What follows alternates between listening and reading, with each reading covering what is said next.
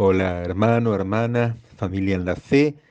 Si no pudieron venir al templo este domingo, te comparto lo que estuve pensando como ideas en el maravilloso texto del Evangelio de Marcos en el capítulo 13, en los versículos del 1 al 8. Y la historia dice esto. Al salir Jesús del templo, uno de sus discípulos le dijo: Maestro, mira qué piedras y qué edificios. Jesús le contestó: ¿Ves estos grandes edificios? Pues no va a quedar de ellos ni una piedra sobre otra. Todo será destruido. Luego se fueron al monte de los olivos que está frente al templo.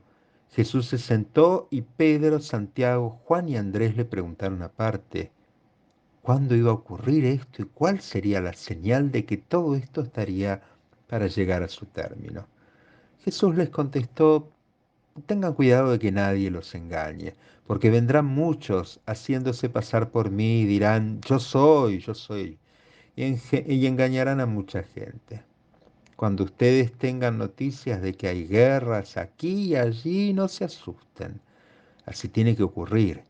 Sin embargo, aún no será el fin. Y concluye Jesús en este texto: porque una nación peleará contra otro y un país hará guerra contra otro, y habrá terremotos en muchos lugares y habrá hambres. Eso apenas será el comienzo de los dolores, dice el Evangelio de Marcos en el capítulo 13, versículos del 1 al 8. Y me quedo pensando y digo: no siempre todas las personas vemos las mismas señales. A veces estamos convencidos que todos hemos visto lo mismo e interpretamos lo mismo, pero es importante, aunque te parezca una verdad de perogrullo, entender que frente a un mismo hecho no todas las personas vemos lo mismo, ni todos interpretamos las mismas señales. Te cuento dos anécdotas de la familia. En mi familia durante muchos años, parte de la historia y la leyenda que nos causaba mucha gracia es que el sentido de orientación de mi padre manejando en cualquier ruta, yendo de vacaciones, siempre iba a dar como señal el camino equivocado. No había forma casi de que él tomase el camino correcto. De una u otra forma, las señales y los signos que le daban los mapas, en aquella época no había un GPS, siempre nos llevaban a un lugar distinto. Increíble, era creer o reventar en este caso, pero era así. Volviendo al texto, en las palabras de Jesús a lo largo del Evangelio, podemos ver claramente que no todas las señales son interpretadas del mismo modo por toda la gente que las ve o las escucha, y por ende no todos llegan a los mismos caminos ni van para los mismos lugares. A diferencia de un semáforo o una señal de tránsito en el camino, que debería tener un sentido unívoco, las palabras del maestro, por lo visto, son interpretadas de muchos modos. Pero aún lo que creemos que es siempre interpretado de un mismo modo, no lo es. Hay señales de tránsito que creemos que son universales y tampoco lo son. Así que siempre hay que andar con precaución y viendo en qué lugar, en qué territorio, en qué país nos movemos, para darnos cuenta que no necesariamente un automovilista dice lo mismo con sus luces que en otro lugar o en otra parte del mundo. Ahora bien, en el Evangelio, con consecuencias de variada magnitud, una misma señal puede ser interpretada de distintas maneras dependiendo del lugar de la vida donde la persona se pare. Algo así como lo que nos pasa ahora.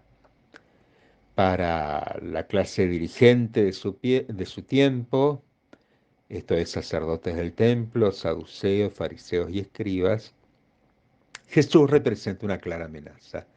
No solo es la amenaza religiosa que Jesús representa. También hay una amenaza en él que es política y económica y que está íntimamente ligada a la vida del templo de Jerusalén. Para ellos, fariseos, escribas, saduceos y gobernadores de turno incluidos, lo de Jesús es lo más parecido que había a una sedición social que hacía peligrar su pobre equilibrio con el imperio romano que los regía. Ahora bien, También los discípulos tenían otra manera de interpretar la misma señal. Ellos no dejan de sorprenderse y quedan perplejos frente a este anuncio que hace sobre el templo, que no va a quedar piedra sobre piedra. Si bien ellos son fieles seguidores del maestro Galileo, como lo han demostrado hasta ahí, la propuesta del maestro es algo más que radical. Están hablando del templo de Jerusalén, un hito de la fe para todo el pueblo, ya que para ellos como judíos y parte de esto, el final del templo es como el final de todo lo conocido. Y no sé si no dejaban más que de sorprenderse, también asustarse. Era como imaginarse de repente tener que estar en otro sistema religioso, social, político y económico en su propia tierra. Esto que proponía Jesús era una señal muy difícil de ver para ellos. Una cosa es vivir disconforme con la realidad que nos rodea, como le pasaba a ellos, y no siempre entender el cambio que se viene, y otra muy distinto que nos quedemos sin el Templo de Jerusalén. Era como que la propuesta de Jesús era en extremo tremenda y si esa era la señal, no sé si hubiesen estado muy contentos de verla. Pero también hay un tercer grupo que me gustaría incluir aquí, que es un grupo que vamos a reconocer claramente y que siempre está presente de un modo u otro en el relato de los evangelios. Y podríamos decir, por hacer un estereotipo conocido, que es el grupo de las viudas pobres.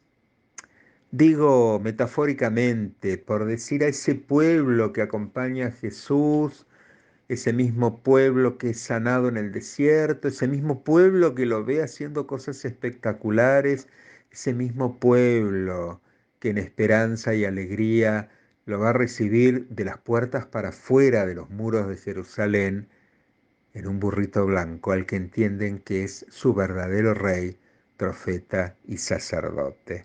Ahí está ese grupito. Ahí está ese grupito enorme que es el pueblo que no tiene nombre y apellido, que es el grupito de las viudas pobres.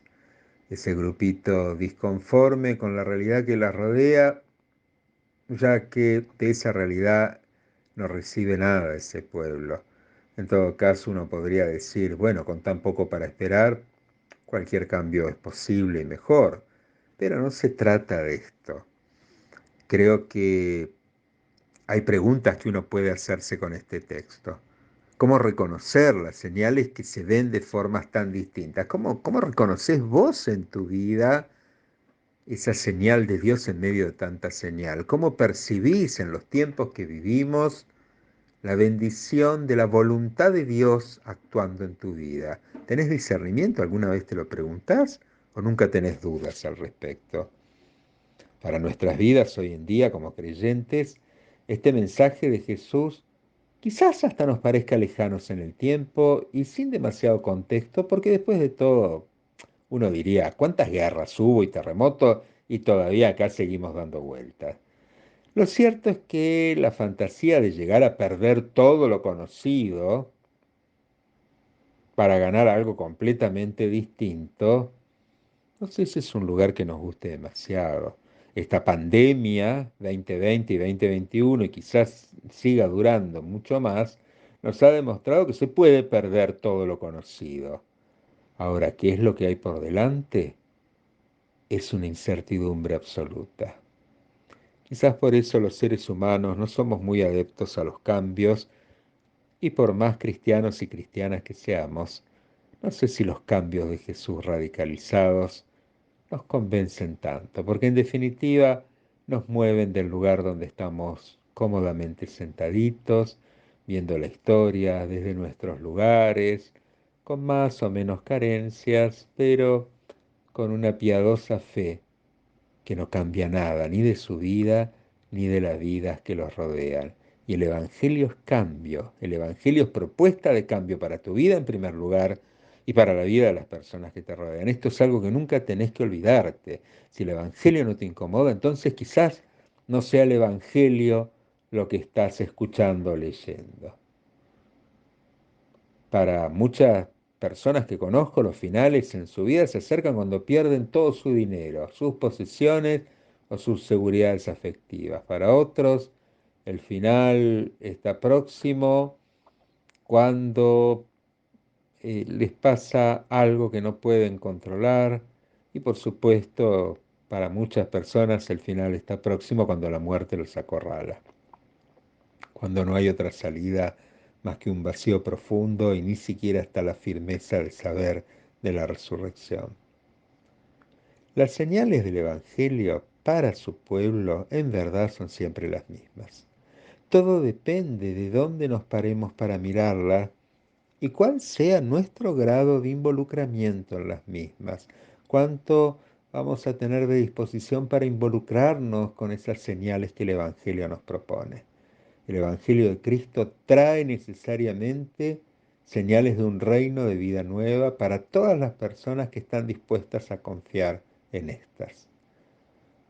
Y yo pensaba, y con esto termino, cuando vamos cumpliendo más años en la vida, uno acepta lo inevitable de dejar atrás la cifra anterior y junto con esto, cosas que no queremos volver a repetir o decir seguramente. Queremos que esa nueva edad nos traiga mayor madurez y claridad.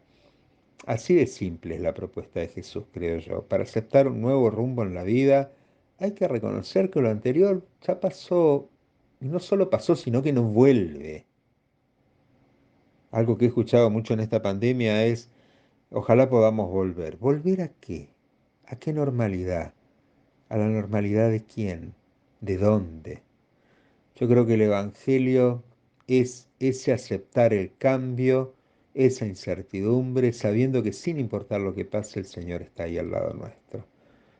Y yo voy a estar orando este tiempo por mi vida, por la tuya, para que el Señor nos ilumine y que podamos ver las señales ofrecidas como desafíos ciertos para nuestras vidas, como nuevas oportunidades de empezar algo distinto y prometedor hacia adelante, más allá de toda pandemia.